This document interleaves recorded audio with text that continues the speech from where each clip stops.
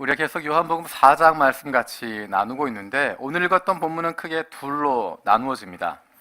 27절에서 30절까지의 내용과 또 그 이후에 31절부터 38절까지의 내용으로 나누어집니다. 27절에서 30절까지의 내용은 예수님과 여인과의 이야기이고 또 그 이후에 31절부터 나머지 부분 예수님과 제자들의 이야기를 보여주고 있습니다. 27절에 보면 제자들이 예수님에게 보이고 있는 행동을 통해서 예수님께서 깨고 있는 두 가지의 문화적 금기를 보여주고 있습니다. 여러분 기억하시겠지만 지난 9절에서도 이 여인이 이야기하고 있습니다. 당신은 유대인으로서 어찌 사마리아 여자인 나에게 물을 달라고 하십니까? 이 이야기와 조금 전에 읽었던 27절에 있는 이야기가 같은 이야기를 하고 있는 것입니다. 그 당시 사람들에게는 문화적인 금기가 있었습니다. 첫 번째는 유대인은 사마리아인과 이야기하지 않는다는 것입니다. 두 번째는 남성은 보통 낯선 여성과 이야기하지 않는다는 것입니다. 9절에서 이야기하는 것도 그것이고 27절에서 제자들이 보고 있는 것도 바로 그 장면입니다. 똑같은 이야기를 다른 관점으로, 다른 표현으로 반복해서 이야기하고 있습니다. 한 번에 지나갈 수도 있는데 그것을 굳이 반복해서 했다고 하는 것, 그것은 무언가 중요한 의미가 있기 때문입니다. 이 금기를 살펴보게 되면 사마리아 이 여인은 예수님께 나아갈 수 없는 사람이었습니다. 이 사마리아 여인은 유대인 남자에게, 더군다나 랍비에게 다가갈 수 없는 존재였습니다. 일반적으로 예수님을 만날 수 없는 상황 가운데 있는 사람이었습니다. 예수님께서 주로 만나셨던 사람들 모두가 그런 사람이었습니다. 사회적인 금기로, 문화적인 금기로, 종교적인 금기로 예수님께 나아갈 수 없는 사람들이었는데, 죄인이라고 불리는 사람들이었는데 그들이 예수님을 만나게 됩니다. 어떻게 하면 그들이 예수님을 만날 수 있을까? 그 방법은 한 가지뿐입니다. 그 중간에 가로막고 있는 금기를 깨는 것입니다. 양편을 나누고 있는 금기를 깨뜨리고 예수님께 나가야 되는데, 그러기 위해선 과감한 용기가 필요하고 그에 따른 희생이 같이 있어야 됩니다. 그런데 그 금기의 벽을 깰 수 있는 용기를 가진 것도 아니고, 그것으로 말미암아 닥쳐올 어려움들을 감당할 만한 능력이 있는 것도 아니고, 그것을 희생할 만한 가치를 발견하지도 못하기 때문에 아무도 그 금기의 벽을 넘어설 수 없습니다. 그래서 예수님께서 다가오시는 것입니다. 그래서 예수님께서 이 여인에게 찾아오시는 것이고, 그래서 예수님께서 그 금기의 벽을 깨뜨리시고 이 여인에게 다가오셔서 그에게 구원의 문을 열어주신 것입니다. 이러한 금기를 깨는 일들을 통하여서, 가로막힌 것들을 꿰뚫는, 없애버린 그 과정을 통하여서 이 사람들은 예수님을 만나게 되어지고 구원을 얻게 되었지만, 그것에 대한 대가로 예수님은 사회로부터 지탄을 받게 되었고, 죄인과 세리의 친구라고 하는, 죄인들의 친구라고 하는 지탄을 받게 되었고, 뿐만 아니라 십자가를 향해서 한 걸음 한 걸음 더 가까이 나아가게 되는 것입니다. 예수님의 그러한 모습을 보면서 그를 따르고 있는 제자들에게도 그것은 커다란 도전이 되어집니다. 제자는 스승을 닮아가는 사람들입니다. 예수님의 제자라고 하는 사람들은 예수님을 닮아가는 사람이고 그분의 모습을 그 안에 품게 되는 사람들입니다. 그래서 그 제자들도 예수님처럼 문화적인 금기, 사회적인 금기, 종교적인 금기를 깨뜨리고 넘어서게 되어지는, 그것을 극복하고 나아가게 되는 그런 일들을 경험하게 되어집니다. 그것이 쉬운 것이 아니기 때문에, 쉽게 되는 과정이 아니기 때문에 하나님께서 그들에게 능력을 더하여 주십니다.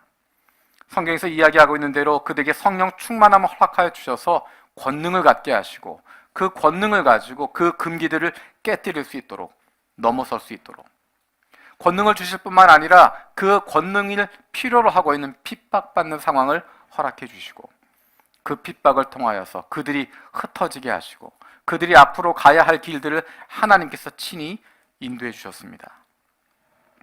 그래서 그렇게 금기를 뛰어넘는, 금기를 깨뜨릴 수 있는 용기와 희생을 통해서 복음이 땅끝까지 전파되었습니다. 오늘도 그렇게 복음을 전 세계에서 선포하게 되어지는 것입니다. 그 복음 때문에 목숨을 걸고 결단하고 희생했던 믿음의 사람들, 그 사람들이 있었기 때문에 저와 여러분들이 예수 그리스도를 만나게 되었고, 복음을 듣게 되었고 그런 말미암아 하나님의 자녀가 되어지는 복을 얻게 되었습니다. 그들을 통해서 하나님이 일하시고 그들을 통해서 하나님이 역사하시기 때문에 오늘 저와 여러분에게까지 이 복음이 전해진 줄로 믿습니다. 더 자세한 이야기는 이 여자에 대한 이야기 그리고 이 여인으로 인하여서 그 동네 가운데 일어났던 변화에 대한 이야기는 다음 주에 다루도록 하겠습니다. 다음 주에 본문과 이 앞부분에 있는 27절에서 30절까지 이야기가 연결되어져 있기 때문에 이 여인에 관한 이야기, 그 동네에 관한 이야기는 다음 주에 다루도록 하고 오늘은 예수님과 제자들의 이야기에 집중하려고 합니다.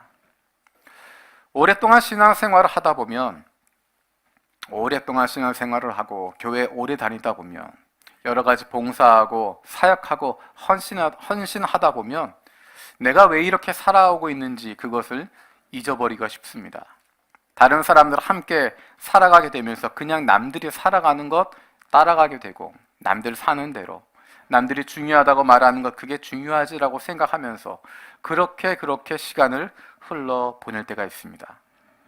주변의 상황 개의치 않고 날마다 기쁨으로 설레임으로 가졌던 그런 순간도 있었는데 어느새 그것들 다 잊어버리게 되고 그저 남들처럼 남들이 좋아하는 것 나도 가지면 기분이 좋고 남들에게 없는 것 나도 없으면 슬퍼지고 다른 사람들과의 관계, 다른 상황들에 의해서 내가 가지고 있는 것, 가지지 못한 것 그것에 의해서 나의 감정이 좌우되게 되는 어쩌면 나를 움직였던 그 힘, 어떤 상황에도 불구하고 기뻐할 수 있었던 그 능력 겉으로 보이는 것, 내 손에 잡히는 것 그것 없어도 힘낼 수 있었던 것, 용기 낼 수 있었던 것, 담대할 수 있었던 그 힘을 어쩌면 잊어버리고 있는지 모르겠습니다.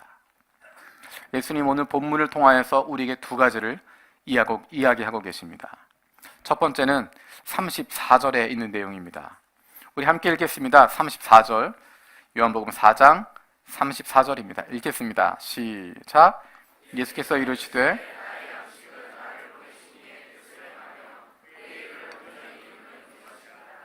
이 상황을 좀 볼 필요가 있습니다. 6절에서 우리가 기억하는 것처럼 예수님께서 사마리아 수가성에 오셔서 그 우물가에 가십니다. 6절에 보면 예수께서 피곤하셨다라고 이야기합니다. 길을 가시다가 피곤하셔서 우물가에 그대로 앉으셨다. 얼마나 피곤한 모습일까 우리가 상상할 수 있는 그런 부분입니다. 그래서 제자들이 보다 못해서 마을로 먹을 것을 사러 들어갔습니다. 그 마을은 사마리아 마을인데 유대인으로서 잘 가고 싶지 않은 곳인데 그럼에도 불구하고 예수님이 저렇게 피곤해 하시니까 저렇게 힘들어 하시니까 저렇게 배고파 하시니까 어쩔 수 없이 그 마을에 들어가서 먹을 것을 구하러 갔습니다. 여차저차해서 먹을 것을 구해서 돌아왔는데 돌아와서 보니까 예수님이 어떤 여인과 이야기를 하고 있고 그 여인이 갑자기 물동이를 두고 마을로 뛰어가고 있습니다. 그래서 예수님께 좀 잡수십시오라고 31절에 이야기를 하고 있는데 예수님께서 갑자기 힘이 나서 말씀을 하고 있는 것입니다. 그 모습을 보면서 제자들이 서로 이야기합니다. 누가 예수님께 먹을 것 좀 갖다 드렸냐? 예수님 왜 이렇게 갑자기 힘이 나셨냐? 뭐 때문에 이렇게 힘이 나시는 거냐? 서로 물어보고 있습니다. 6절에 드러나고 있던 그 피곤함, 그 힘듦, 육체적인 피로, 배고픔 그것들이 이제 31절, 32절로 넘어가게 되어지면 생생한 모습으로 열정 있는 모습으로 뜨거운 모습으로 기쁜 모습으로 설레는 모습으로 바뀌고 있습니다. 어떻게 해서 그렇게 바뀔 수 있을까? 어떻게 그렇게 달라질 수 있을까? 단순히 먹을 것을 통해서 얻어지는 것이 아니라 육체적인 필요를 채운 데서 오는 것이 아니라 그렇게 바꿀 수 있는 힘 어떻게 아무것도 없는 상황 가운데서 기쁠 수 있고 설렐 수 있고 열정이 넘칠 수 있고 다시 살아있는 에너지를 발견할 수 있게 되어질까? 저는 처음에 그런 생각을 했습니다. 예수님께서 전도하고 나니까 배가 안 고프셨구나. 6절에서는 배가 고프셨는데 여기서는 전도하고 나니까 배가 안 고프셨구나. 역시 예수님은 하나님이시니까 안 먹어도 배가 부르신가 보다. 본문을 자세히 살펴봤습니다. 제 머릿속에 떠오르는 장면이 있었습니다.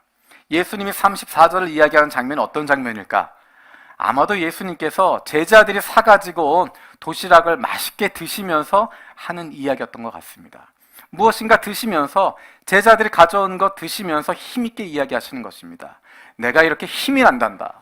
이걸 먹어서가 아니라 이걸 먹었기 때문에 힘이 나는 것이 아니라 나에게는 나의 양식이 따로 있다.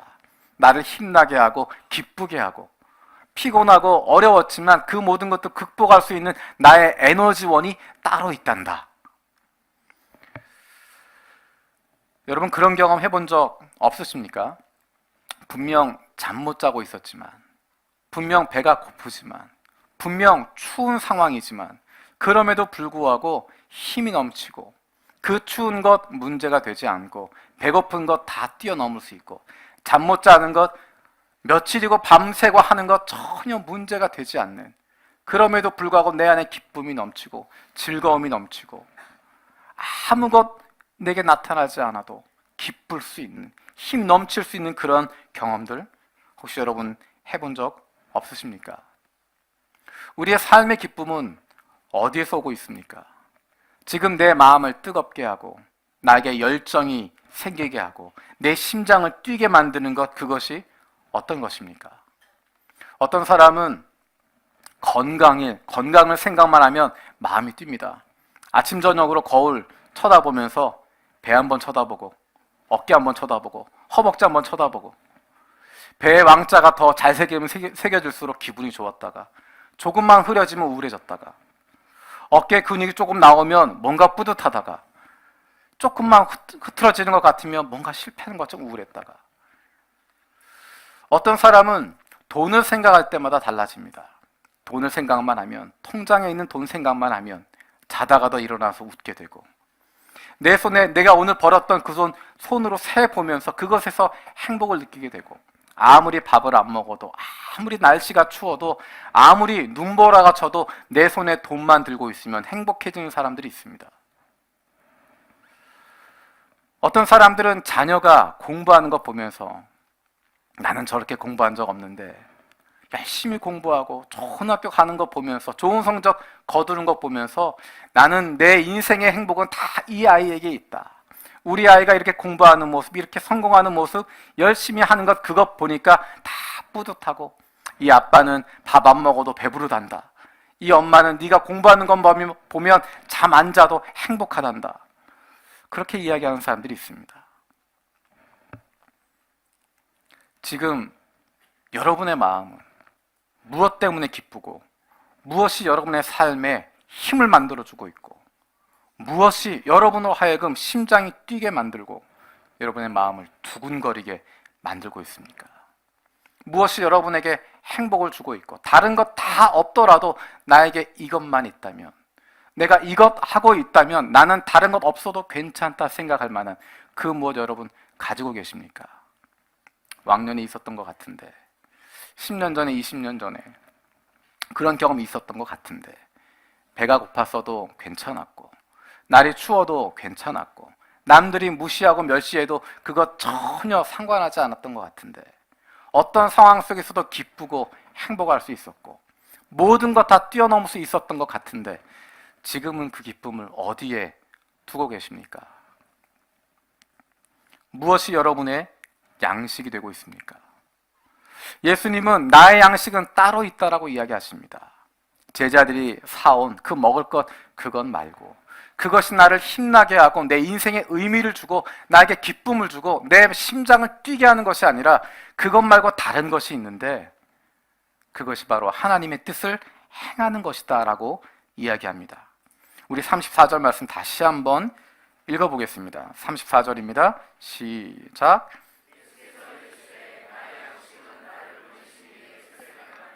그의 일을 온전히 이루는 이것이니라. 나의 양식은 예수님을 힘나게 하고 기쁘게 하고 열정 넘치게 하고 모든 장애물을 다 뛰어넘을 수 있게 하고 문화적인 금기 깨트리게 하고 사회적인 금기 넘어서게 하고 종교적인 제약 뛰어넘을 수 있는, 그것으로 말미암아 지탄을 받기도 하고 욕을 먹기도 하고 때로는 귀신이라고 이야기 듣기도 하고 그런 모든 것 다 뛰어넘을 수 있는 그 힘, 바로 하나님의 뜻을 행하는 것이라고 이야기하고 있습니다. 아버지를 기쁘게 하기 위해서, 하나님 아버지를 기쁘게 하기 위해서 그렇게 사셨고 그렇게 행하셨습니다. 그것이 예수님의 영적인 만족이 되었고 그분의 양식이 되었고 그분의 힘이 되었습니다. 우리 요한복음 17장 4절 말씀 한번 보겠습니다. 요한복음 17장 4절입니다. 이것은 예수님께서 마지막 이제 십자가를 앞두고 있는 상황에서 마지막 하시는 말씀 가운데 있는 부분입니다. 우리 17장 4절 같이 읽겠습니다. 시작. 아버지께서 내게 하라고 주신 일을 내가 이루어 아버지를 이 세상에서 영화롭게 하여 싸우며, 예수님께서 하신 일들은 하나님의 뜻을 행하는 것, 하나님 아버지가 맡기신 그 일을 감당하는 것이었습니다. 그것을 다 이루어서, 하나님의 뜻을 다 이루어서 그로 말미암아 하나님께 영광을 돌렸다라고 이야기하고 있습니다.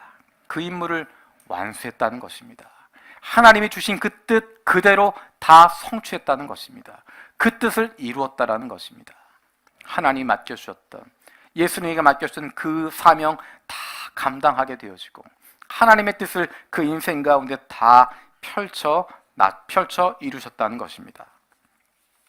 그래서 그것이 예수님으로 하여금 하나님의 뜻을 행하는 것, 하나님의 뜻대로 살아가는 것, 그것이 예수님으로 하여금 모든 상황을 뛰어넘을 수 있도록 하게 되어지고 어떠한 역경에서도 어떠한 환경에도 불구하고 예수님의 심장이 뛰게 하였고 예수님에게 다시 힘이 넘치게 만들었고 예수님을 가장 행복하게 만들었던 것, 그것은 바로 하나님의 뜻을 행하는 것이었습니다. 우리의 상황과 환경에 어떠함에도 불구하고 우리가 움직일 수 있도록 하는 것, 우리의 심장이 뛰게 하는 것, 우리의 마음이 두근두근하게 되어지는 것, 행복하게 만드는 것, 나의 양식, 잃어버렸던, 잊어버렸던 나의 양식, 나를 살아 움직이게 만드는 바로 그것을 다시 찾아야 합니다. 예수님께서 말씀하시는 나의 양식 때문에 내 마음이 두근거리고 열정이 타올랐던 그때, 여러분 기억하십니까? 무엇이 내 마음을 그렇게 두근거리고 설레게 만드는 나의 양식이 되기를 바라십니까? 근데 예수님은 하나님의 뜻을 행하는 것, 그것을 이야기하시면서 혼자 하는 것이 아니다라고 이야기하십니다. 우리 37절, 38절 말씀 같이 보도록 하겠습니다. 요한복음 4장 37절, 38절입니다. 같이 읽겠습니다. 시작.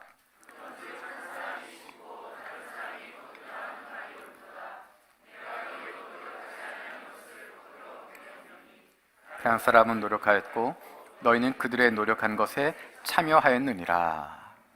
하나님의 뜻을 행하는 데 있어서 혼자 하는 것이 아니라고 이야기합니다. 혼자 다 하는 것 아니라는 것입니다. 각 사람에게 주어진 것이 다르다는 것입니다. 한 사람은 이것을 하는 것이고 다른 사람은 이런 것들을 하는 것이고, 그래서 한 사람 한 사람이 하는 것, 다른 사람들과 함께 하는 것, 그것이 모이게 되어지면 모두 동참하는 것이라고 이야기하십니다. 하나님의 뜻을 행하는 것, 한 사람만 하는 것이 아닙니다. 다른 사람과 더불어 하는 것입니다. 그래서 모두 함께 동참하는 것이라고 이야기하십니다. 하나님은 함께 일하도록 만들어 주십니다. 한 사람의 능력으로 모든 것 이룰 수 있도록 하지 않으십니다. 모두가 동참하라고 이야기하시고 한 사람 한 사람에게 자기에게 주어진 몫을 감당하면 된다고 이야기하십니다. 그것은 다른 사람과 비교할 필요가 없다라고 말씀하십니다. 한 사람은 씨를 뿌리고 다른 사람은 수확하는 것이고, 한 사람은 심는 것이고 다른 사람은 물을 주는 것이고, 왜냐하면 이 모든 것들을 하시는 분이 하나님이시기 때문입니다. 성경에 보면 정말 특출난 신앙의 영웅들이 있습니다. 그 중에 한 사람이 엘리야라고 하는 사람입니다. 우리가 잘 알고 있는 것처럼 엘리야, 대단한 영성을 가지고 있는 사람이었고, 지금으로 이야기하면 영적인 슈퍼스타라고 이야기할 만한 영적인 영웅, 히어로라고 이야기할 수 있습니다. 가장 극적인 장면, 850명의 바알과 아세라의 선지자들과 1대 850으로 붙어서, 조금 더 자세하게 이야기하면 1대 850 플러스 이스라엘 백성 전체, 그리고 엘리야 혼자, 그 전쟁 가운데 승리하게 되어지는, 하늘로부터 불이 내려서 하나님이 살아계시다고 하는 것, 그것 모든 사람들 앞에 목격할 수 있도록 하게 되어지고, 그 850명 다 죽여버리게 되어지는 놀라운 승리를 거뒀던 영적인 영웅입니다. 영적인 영웅이었는데, 슈퍼스타였는데, 그가 모든 것 다 할 수 있는 히어로처럼 보였는데, 그 뒤에 이어지는 장면은 그 영적인 침체 가운데 빠지는 것입니다. 그렇게 놀라운 일을 행하고 나니까, 놀라운 일을 이루고 나니까 그 다음에 오는 것, 이세벨이 내가 널 죽여버리겠다라고 하는 그 이야기 한마디에 엘리야는 마음이 무너져 버립니다. 내가 그렇게 놀라운 일을 행했는데, 놀라운 일을 이루었는데 아무런 변화도 일어나지 않는 것을 보면서 그의 마음이 상하게 되어집니다. 차라리 죽는 게 낫겠다라고 이야기합니다. 그래서 하나님께 기도하는 장면이 열왕기상 19장 14절에 나타나 있습니다. 열왕기상 19장 14절입니다. 우리 열왕기상 19장 14절 같이 읽도록 하겠습니다. 시작. 그가 대답하되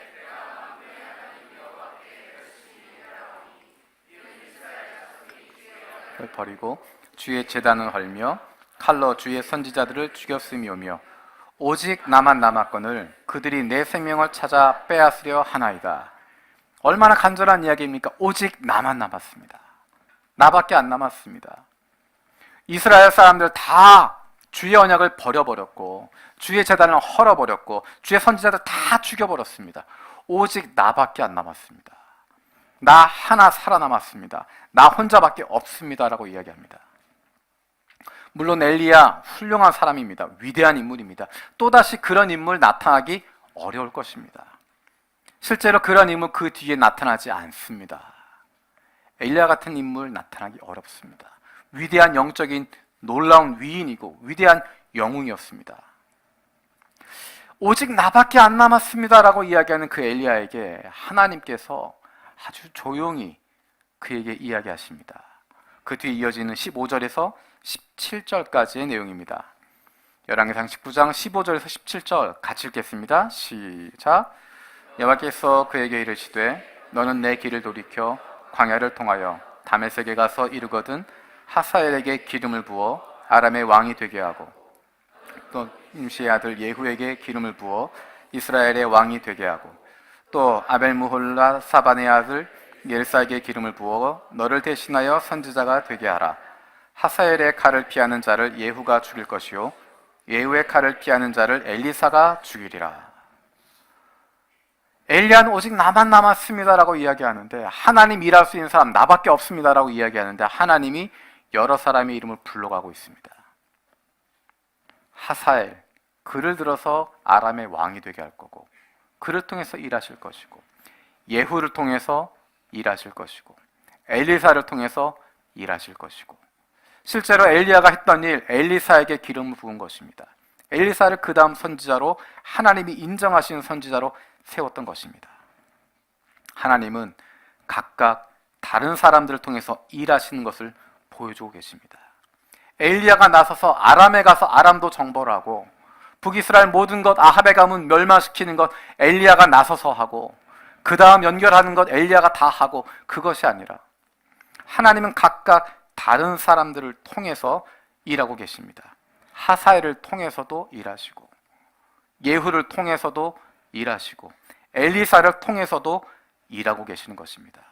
엘리야는 오직 나만 남아서 나 혼자 일하는 것인데, 내가 힘들고 내가 지치고 내가 어렵다라고 이야기하는데, 하나님은 너 혼자만 쓰는 것이 아니라 엘리사를 통해서, 예후를 통해서, 하사엘을 통해서 일하신다라고 말씀하십니다. 하나님이 일하시는 것이지 엘리야가 하는 것 아닙니다. 하나님이 하시는 것이지 엘리사가 하는 것 아닙니다. 하나님이 하시는 것이지 예후가 하는 것도 아니었습니다. 하나님이 하시는 것이지 하사엘이 하는 것이 아니었습니다. 하나님이 그를 통해서 일하시는 것이었습니다. 하나님이 엘리야를 통해서, 하나님이 엘리사를 통해서, 하나님이 예후와 하사엘을 통해서 하나님이 일하시는 것입니다. 그리고 더 놀라운 이야기를 하나님께서 그에게 들려주십니다. 우리 계속해서 18절 말씀 18절 읽겠습니다. 시작. 바알에게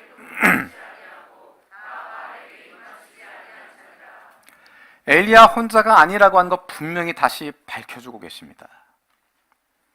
엘리야, 너 같은 사람, 너보다 조금 떨어지는 엘리사, 또 그보다 조금 떨어지는 예후, 그보다 조금 떨어지는 하사엘, 그런 것이 아니라 하나님께서 사람들을 통해서 일하고 계신다고 하는 것 보여주고 계시고, 엘리야, 네가 아니더라도 눈에 보이지 않는 사람들, 밖에 있는 사람들, 밖으로 드러나지 않는 사람들, 보이지 않아도, 들리지 않아도, 나타나지 않아도 하나님 나라 위하여서 헌신되어져 있고, 바알에게 무릎 꿇지 않고 입 맞추지 아니한 하나님에 대한 그 순수한 믿음 지키고 있는 하나님의 사람들이 7,000명이나 남아있다라고 이야기하십니다.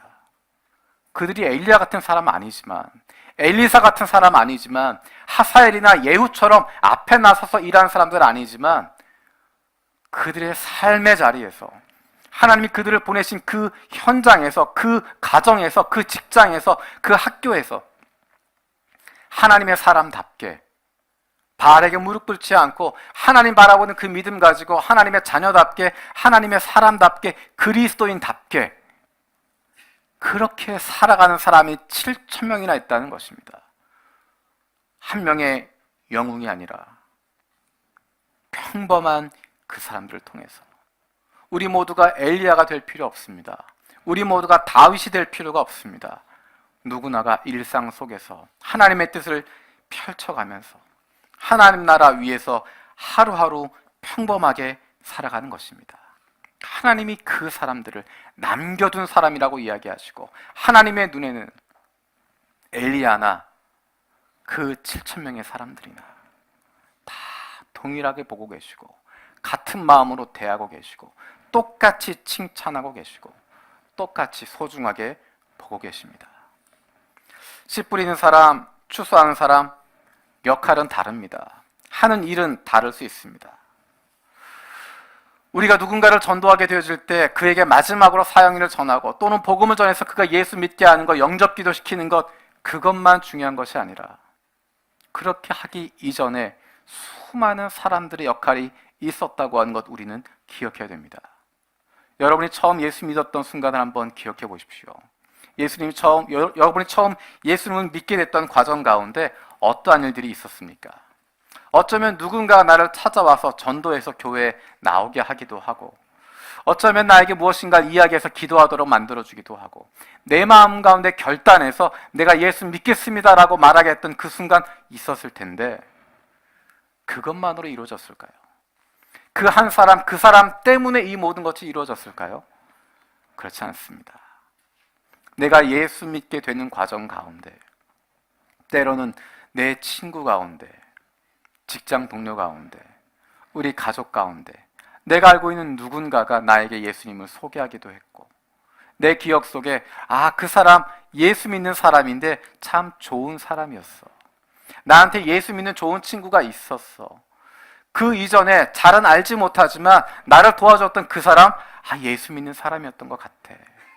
우리의 삶 속에 우리가 지나온 인생 가운데 나로 하여금 예수님을 만나게 해주었던, 만날 수 있도록 그 과정 가운데 이끌어 주었던, 그 자리에 있어 주었던 수많은 사람들이 있었습니다.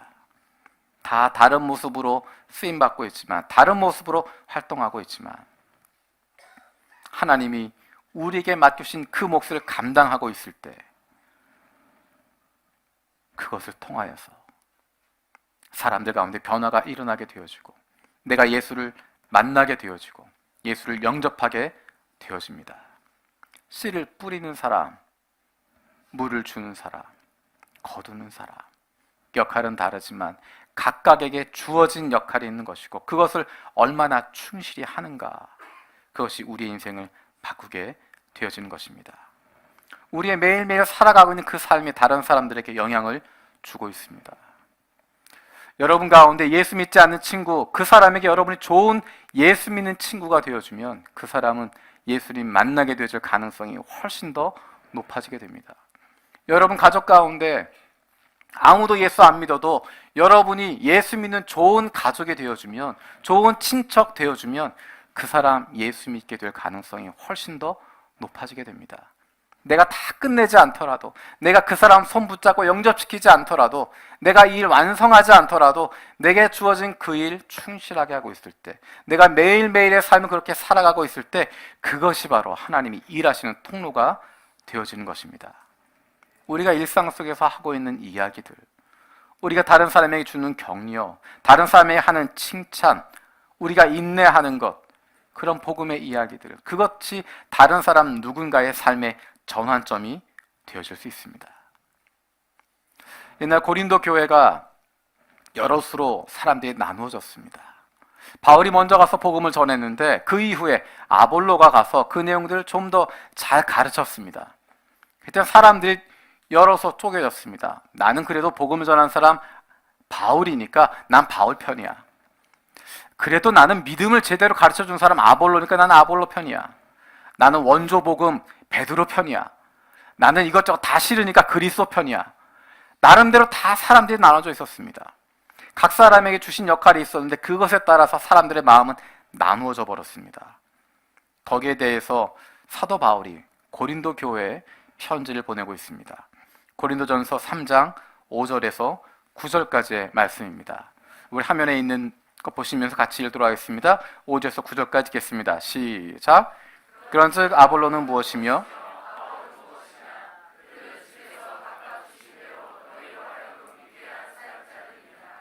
나는 심었고 아볼로는 물을 주었을 때 오직 하나님께서 자라나게 하셨나니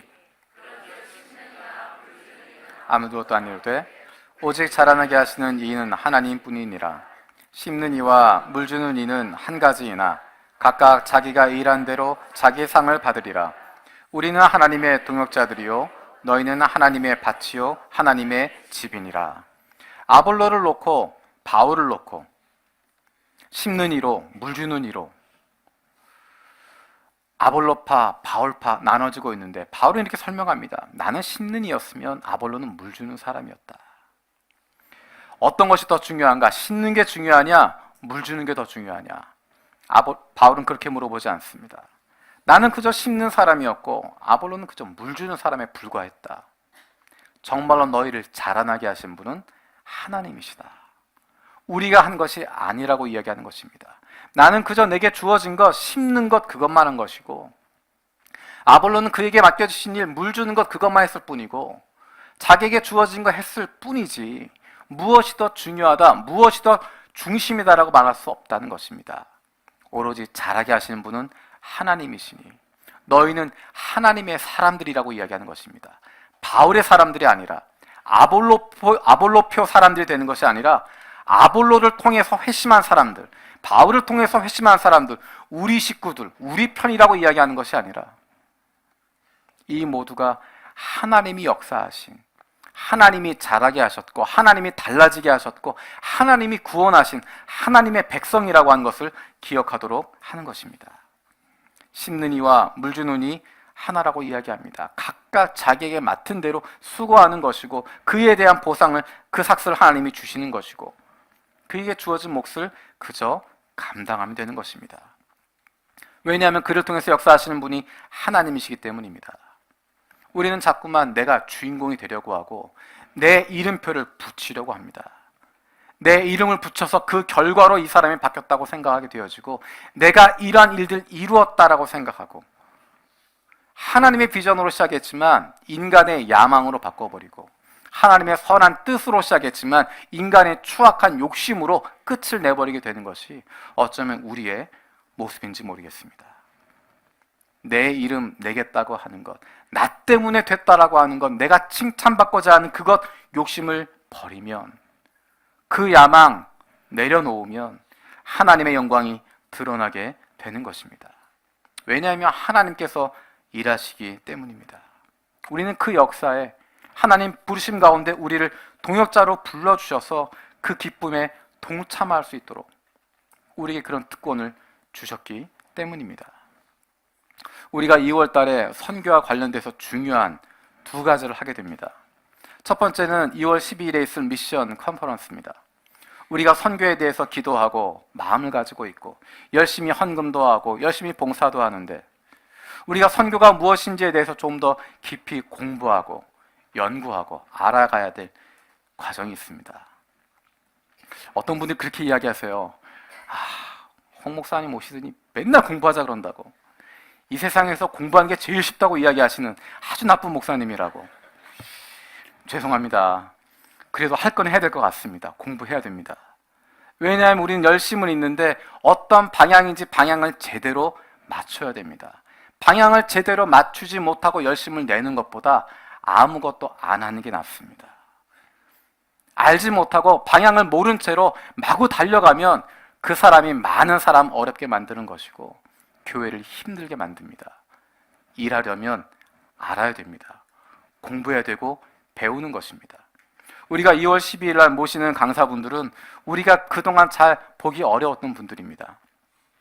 한국에서 가장 신뢰받는 선교단체인 GMF라고 하는 단체 대표 목사님께서 오시게 됩니다.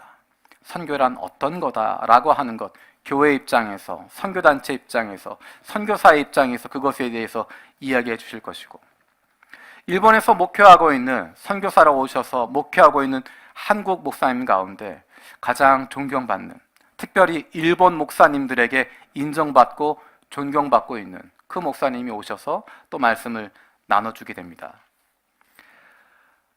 한국의 선교사도 많이 있고 한국인 목사님들 많이 계시지만 그 가운데 일본인 교회에서 인정하고 일본 목사님들이 신뢰하고 믿고 따르는 목사님, 그분들 통해서 일본 선교 어떤 식으로 하고 있는지, 일본 선교의 어떤 부분을 우리가 더 봐야 할지 발견하게 될 것입니다. 뿐만 아니라 일본인으로서 실제 선교사로 나갔던 그 선교사님을 모시고 일본인의 입장에서 선교의 비전을 어떻게 갖게 되었고 어떻게 선교사로 사역했는지, 어떻게 교회와 협력했는지 그런 이야기를 듣게 되어지고, 일본 안에서 든든한 교회로 잘 정착하고 잘 성장하고 있는 좋은 교회로 평판받고 있는 그런 일본인 목사님을 모셔서 일본 교회가 어떤 교회인지, 그 교회가 어떻게 하면 지역사회 가운데 어떻게 하면 건강한 교회로 세워질 수 있을지 우리가 공부하게 될 것입니다. 저는 이 미션 컨퍼런스가 매년 반복되어지길 원하고 그것을 통해서 우리가 선교에 대해서 더 많이 배워갈 수 있는, 더 건강한 여러 가지 많은 것들을 훈련받을 수 있는, 그래서 우리 교회가 건강하게 선교하게 되어지고 우리 교회뿐만 아니라 다른 교회에도 그것도 같이 나눌 수 있는 그런 과정들이 되었으면 좋겠습니다. 우리가 12일 날은 공부하는 것이라고 한다면 15일 날은 몸으로 행동하는 것입니다. 우리가 2월 15일에 제1한국기독교연합회 신년 할애회를 우리 교회에서 섬기기로 했습니다. 예전에 한선협이라고 불리웠던 또 두 개의 단체가 합쳐져서 하나의 큰 단체가 되었습니다. 일본에서 사역하고 있는 한국 선교사님들, 한국 목사님들, 그분이 모여있는 단체입니다. 우리가 그 단체 신년 할애회를 우리 교회에서 모시기로 했습니다. 점심을 대접하고 수고에 감사하고 그분들에게 격려하는 그런 시간을 갖게 되는 것입니다. 하나님의 선교, 우리만 하는 것 아닙니다. 우리는 자칫하면 우리는 이만큼 잘했다고 생각하고 우리는 이만큼 많은 사람 모였다고 이야기하고 이만큼 많은 성과 냈다라고 이야기할 수 있는데, 하나님이 원하시는 것은 함께하는 것입니다. 우리가 이만큼 잘하고 저 사람 못했다라고 하는 것이 아니라 그 자리에 있는 것만으로도 20년, 30년 동안 일본 땅 가운데서 예수 믿는 사람으로, 선교사로, 목사로 있다고 하는 것 자체만으로도 하나님이 기뻐하시는 것이고 그 의미가 있다고 하는 것, 우리가 알아야 하는 것이고 우리가 그분들에게 존경을 표하는 것입니다. 여러분 가운데 시간 내실 수 있는 분들은 그날 오셨으면 좋겠습니다. 음식을 준비하고 대접하는 부분들도 있지만 그 선교사님들을 위해서, 저보다 나이가 다 많으시더라고요. 흰머리는 제가 제일 많은 것 같은데 나이 많으신 그분들 우리가 같이 모여서 격려하고, 우리 선교사님들, 목사님들 여러분의 수고 때문에 하나님이 기뻐하시고 일본 땅 가운데 이렇게 변화가 일어나고 있고 하나님의 일들이 펼쳐지고 있습니다. 우리가 목사님들에게, 선교사님들에게 감사합니다. 그런 표현을 했으면 좋겠습니다. 무엇을 드리라는 것이 아니라 그 자리에 와서 같이 돕고 그분들 위해서 기도하고 함께 있어주는 것, 그분들 얼굴 보고 그분들 위해서 축복하는 것, 그 모든 것이 선교의 시작이 되어지는 것이고, 이것이야말로 하나님이 우리에게 맡겨주신, 각 사람에게 맡겨주신 것, 그 자리에서 열심을 다하고 내게 맡겨주신 것 최선을 다하는 모습이 되어지는 것입니다. 일상 속에서 평범하게 살아가는 사람을 통해서, 일상의 그리스도인들을 통해서 세상은 예수님을 알아가게 되는 것입니다. 엘리야 한 사람도 중요했지만, 바울 한 사람도 중요했지만, 그런 특출난 한 사람뿐만 아니라 평범한 일상을 살고 있는 사람들을 통해서, 저는 어려서 기도할 때 제가 스페셜 원이 되기를 바랬습니다. 정말 특별한 사람, 정말 많은 사람 데리고 목회하기도 하고, 한 번 설교하면 2,000명, 3,000명씩 회개한 일이 일어나기도 하고, 한 번 기도하면 신의 역사가 일어나기도 하고, 앞에서 찬양 한 번 하면 수백 명이 눈물을 흘리면서 회개하게 되어지는, 나는 스페셜 원인 것 같아 라고 생각하기도 하고, 그런 꿈을 꾸면서 기도했던 때가 있었습니다. 하나님이 주시는 마음은 스페셜 원이 아니라 네가 에브리데이 원으로 살아가면, 그냥 평범한 원으로 살아가면 하나님에게 스페셜하다는 것을 깨닫게 해주셨습니다. 우리는 스페셜 원이 될 마음, 그런 마음 가질 필요 없습니다. 특출난 사람 되어지는 것, 영웅이 되어지는 것, 내가 신앙적 영웅이 되겠다, 그럴 필요 없습니다. 순교자가 된다고 하는 것, 매일의 일상 속에서, 매일의 삶 속에서 세상에 물들지 않고 세상의 흐름 거슬러 가면서 살아간다고 하는 것, 그것이 어쩌면 십자가 지고 가는 순교자의 삶을 살아가는 것입니다. 세상 사람들, 자녀들 그렇게 키워도 나는 그렇게 키우지 않겠다고 결정하고, 세상 사람들이 이렇게 돈 많이 번다고 해도 나는 그렇게 돈 벌지 않는다라고 이야기하고, 세상 사람들 건강을 위해서라면 물불을 가리지 않는데 나는 그것 중요하지 않다라고 이야기하고, 내 인생의 목표는 하나님 말씀대로 살아가고 하나님 뜻 펼치며 살아가는 것이고, 우리 가정은 하나님 기뻐하며 살아가는 것이라고 결단을 내리고 그렇게 매일매일을 살아가는 것, 그것이 바로 순교자의 삶인 것이고, 그것이 바로 순교적인 삶을 살아가는 것이고, 그것이 가장 어렵지만 가장 의미 있는 삶의 모습입니다. 우리는 스페셜한 사람 되고 싶지만 하나님은 우리에게 에브리데이 펄슨으로, 매일매일의 평범한 사람으로, 일상적인 삶을 살아가는 일상의 평범한 사람으로 살아가기를 원하십니다.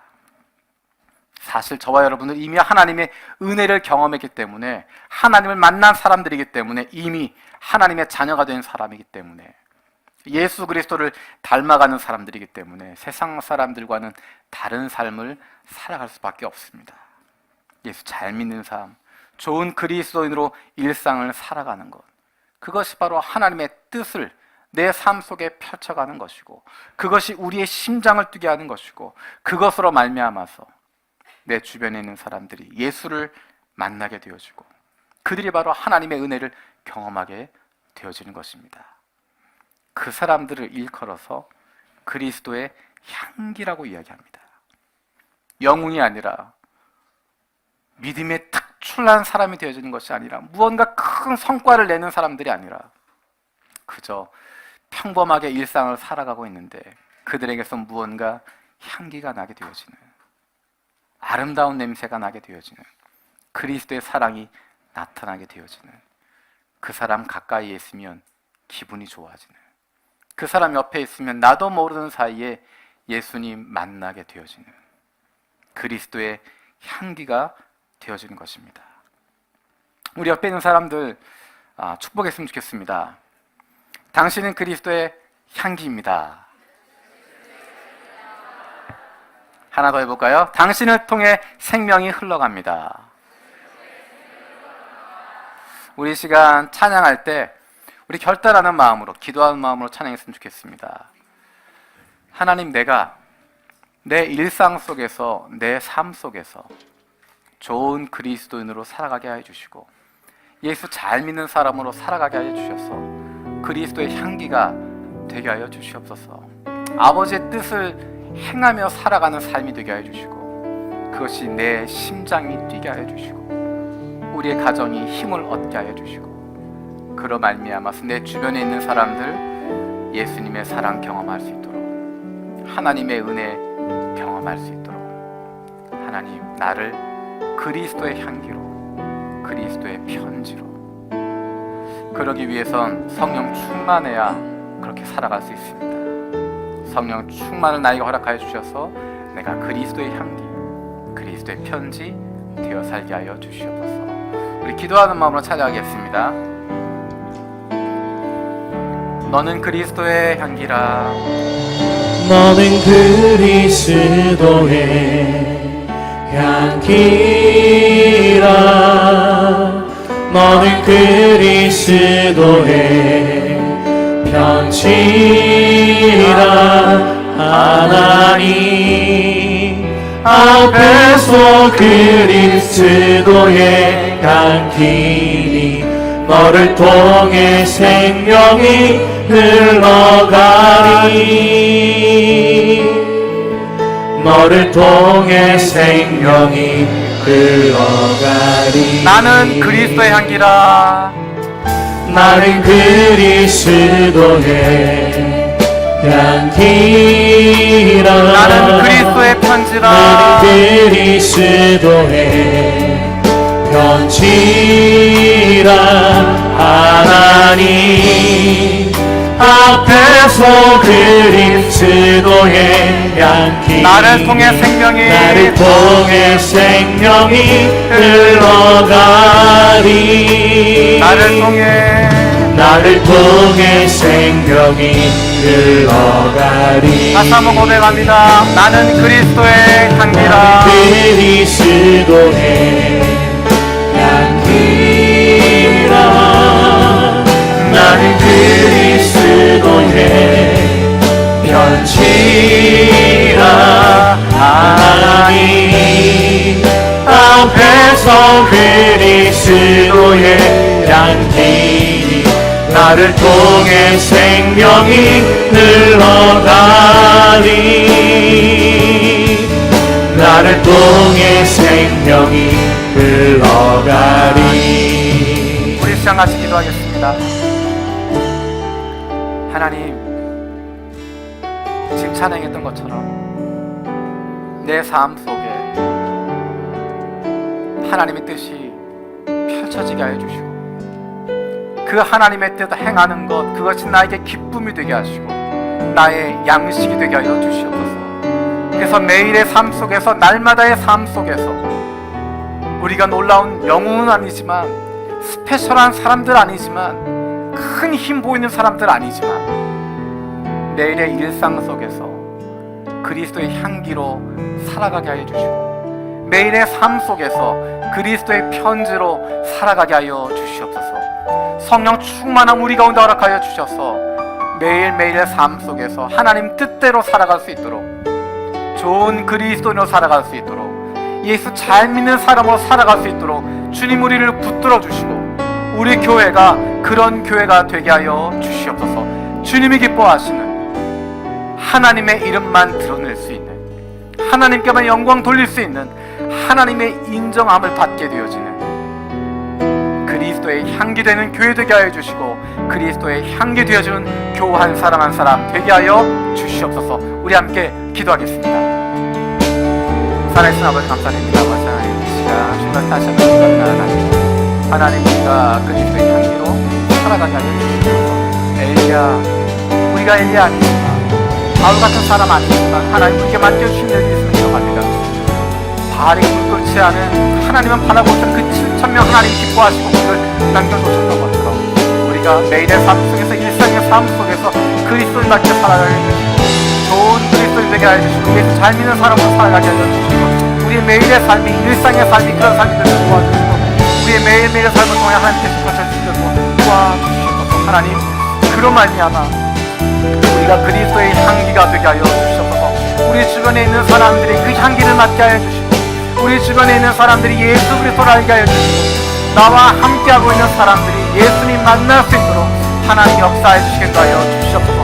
그러기 위해서 하나님, 우리 안에 성령 충만이 필요합니다. 우리를 변화시키시고 새롭게 만들어주시고 성령 충만함으로 권능을 받게 하여 주시옵소서. 주님, 우리 가운데 역사해 주시고 우리 교회가 그런 교회 되게 하여 주시옵소서. 아버지 형 바라보서 도와주시고 주님이 기뻐하신 교회 되게 하여 주시고 자리딱 칭찬받는 교회 되게 하여 주시고 하나님의 이름 따는 것이 아니라 사람의 영광만 돌리는 것이 아니라 하나님께 영광 돌리게 하여 주시고 내 이름 드러나지 않아도 기뻐할 수 있는 하나님 다른 이들을 섬길 수 있는 그런 믿음의 사람들 되게 하여 주시옵소서. 우리 가운데 역사해 주시고 함께하여 주시옵소서. 아버지와 바른 원하오니 우리가 나누게 하여 주시옵소서.